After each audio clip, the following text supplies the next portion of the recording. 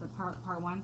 It's because initially in this lab, I would have you standardize your own potassium permanganate solution, meaning you take an iron sample, react with potassium permanganate, and figure out the molarity of potassium permanganate. I've already done that for you, so I've done half the lab where you actually have to find your own concentration. So that's what this information right here is regarding. Your iron, your potassium permanganate, making your new iron and your Mn2+. So I've kind of done that in order to find the concentration, the molarity of the potassium permanganate solution. So this is just some background. Your iron solution initially, iron 2 is yellowish, and as you approach the endpoint, your potassium permanganate mixes kind of with that yellow to make a reddish color. And then after, through calculations, I've told you now the concentration is 0.02 molar. And then I have to do this, and this is just a side note, which might be information used in air analysis later on, is that potassium permanganate is a black powder. It's really, really dark. They always can't 100% purify it whenever they're making their samples, so there very well could be impurities in the black powder that they have, which could affect our potassium permanganate concentration. And sometimes when there's impurities, it sometimes causes side reactions to occur. Okay, so this is kind of like what I had done, and I'm kind of giving you just a little bit more about the standardization process. So as I reacted this, I converted the iron to iron 2, which is not the highest oxidation state, right? Okay, so that's kind of just some background information, but it's taking iron to iron 2, and then eventually our permanganate itself was oxidizing iron 2 to iron 3. And that's just the background to tell you about the standardization. And I kind of answered my question over here already. A lot of you guys mentioned the fact that permanganate was a self-indicator, right? No one said use an indicator. Thank you, because there's no need for an indicator because we don't have any kind of pH that's changing, or in terms of finding the endpoint, we will find it based on the permanganate ion acting as its own indicator. And when I was talking earlier in the unit, I mentioned that Mn2+ was pink in solution. And thinking about this lab, I was like, yeah, we're looking for pink. But it's actually not it's not the Mn2+ ion itself that is the pinkish color we're looking at. This is more clearish. It might have a hint of like a blur or a very, very, very, very, very faint pink, but it's more clearish than pink. What's happening is when we're adding our permanganate. Okay, first of all, who's in the burette here from our lab? Mumbles. Okay, in our lab that we're doing today, the one you guys have designed, what's in your burette? Potassium permanganate. What's in your flask or your beaker? Hydrogen peroxide, right? So we're taking this is our burette, and we're taking it into the hydrogen peroxide water solution that's in our beaker, and we're adding this, right? As I'm looking at the solution, originally this is what color? Clear, because hydrogen peroxide is clear. If you've seen it, it's clear. And FYI, some of you guys did not mention this, but you will need to add some water to that, because if you're titrating like 5 or 15 milliliters of the hydrogen peroxide, it's going to be just a little volume, and you won't be able to really get a good reading there necessarily. If you need to have a little bit extra volume, that's okay. But as you add your potassium permanganate, what color is this as soon as potassium permanganate hits? It reacts, right? So this is the LR, the limiting reagent, until you meet the equivalence point. So as soon as the potassium permanganate reacts, it forms Mn2+.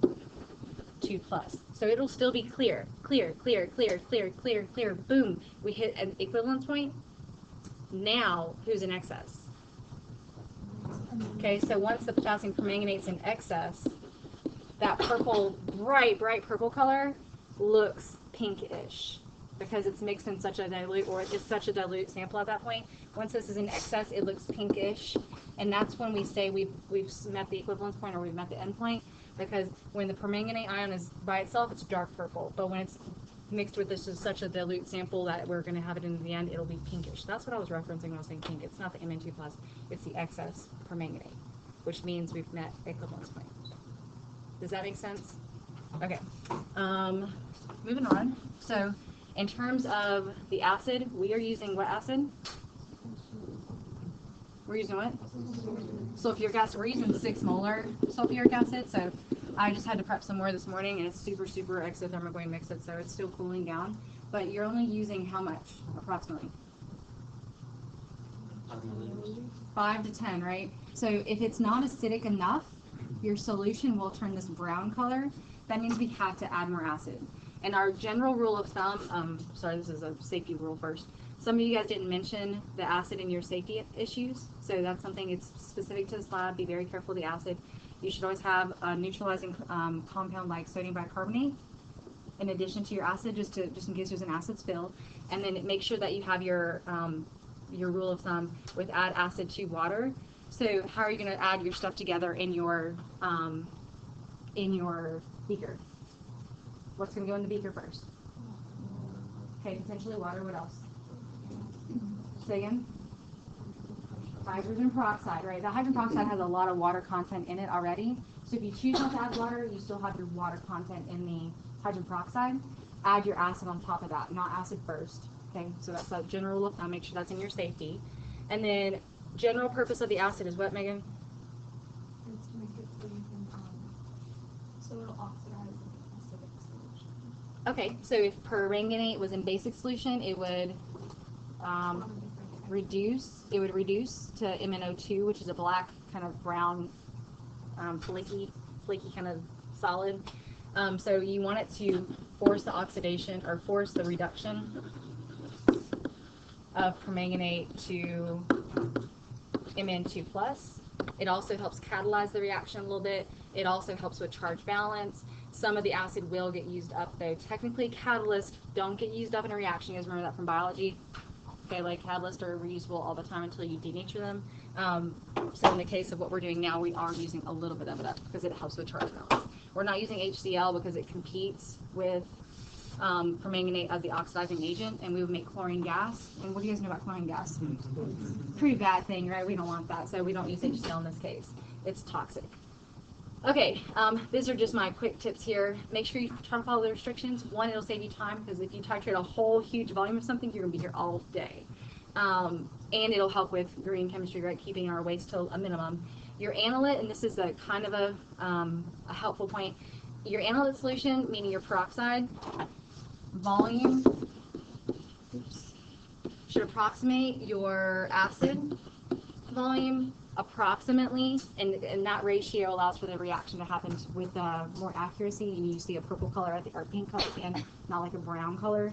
So it's just try to keep those close. If it's just off a little bit, it'll be fine. But if you end up getting just brown, we will have to add more acid because it's just not acidic enough. It's considered a basic environment, which is making the MnO2. Remember, MnO2 is the product in base, and it's a solid kind of brown black powder. Everything else, though, you guys have stuff on, so you should be good.